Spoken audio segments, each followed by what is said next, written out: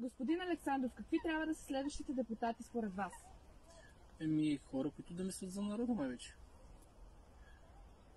Хора, които трябва да помислят за бедния народ, защото става инфлация, хората едва изнемогват най-вече.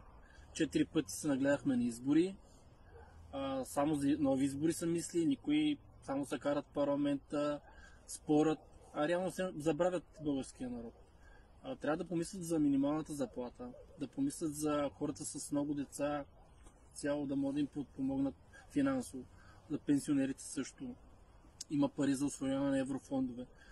Като цяло много неща трябва да направят тези депутати, да започнат да се обединят, да влезат в този парламент и да докажат, независимо от коя партия са, да се обединят и да направят нещо за хората. Не ця, кой е виновен, какво е направил преди години, толкова направил и само се карат, реално нищо не правят за народа.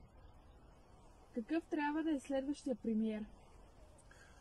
Човек с достоинство и уважение. Човек, който ще мисли за българския народ, който ще направи всичко възможно България да върви напред, да мисли за бъдещето на нашите деца.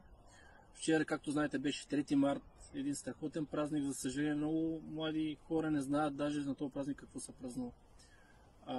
Трябва да си възродим в децата историята, да запомнат нашите герои и да мислим като цяло за доста неща напред. И този човек трябва да е личност, която да мисли за народа, а не да ни предава като такъв. Коя партия бихте подкрепили за тези избори? Все пак сте били 3 пъти кандидат за депутат. Бих подкрепил партия Възраждане. И ще ви кажа защо. В този парламент в момента виждам единствените хора, които биха направили всичко за народа си и се борят да го направят. И те са се доказали, даже сега в момента в парламента, 3 пъти, където бяхме на избори, виждам неща, които в тях те ги правят. И мисля, че ще се справят. Господин Александров, какво мислите за квартал Ботунец? Като цяло, квартал Ботунец живеят страхотни хора. Тук от един месец забелязвам много хубави неща в квартала, но има доста неща, които трябва да се направят за този квартал. И мисля, че заслужават хората, които живеят тук, да го имат това нещо. От какво мислите, че се нуждае квартал Ботунец? Много неща трябва да се направи като цяло за София, за крайните квартали.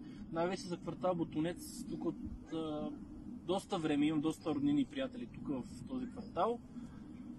Знаете, ние се занимаваме с много неща като цяло, но според мен трябва да се започне от инфраструктурата.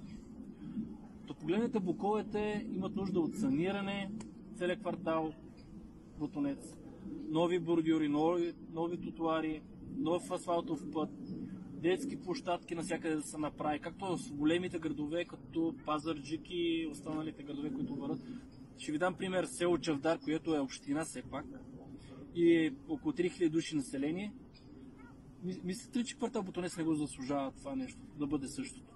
Да кажат чужденците, примерно, или който иде, да се почувстват и те като европейски квартал. А не уж сме в кавички в Европа, същото време е такива квартали като Ботунец. Няма шансове за развитие ли? Не могат да се направят за децата детски площадки, на хората да се осигури работни места. Най-вече да дойдат депутатите тук и хората обикновените от народа да им зададат тези въпроси. Да кажат какво имат нужда за техния квартал, те какво се нуждаят и така. Това е общо взето.